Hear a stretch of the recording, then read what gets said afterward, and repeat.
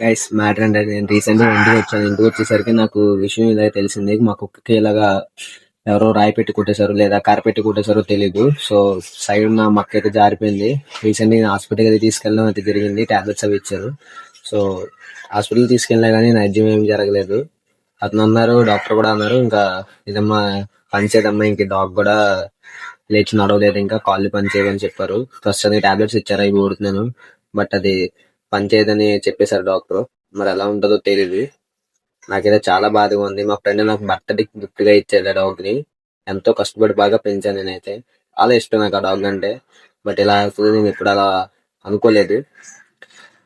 మరి ఎవరికి ఏం వచ్చిందో తెలీదు. రాయి పెట్టి కానీ కర్ర పెట్టి కానీ కొట్టేశారు. అసలు ఆ కుక్కలకున్న విశ్వాసం మనుషులకు ఉండవు అంటారు. మరి ఆ మనిషి ఎవడో కూడా తెలీదు.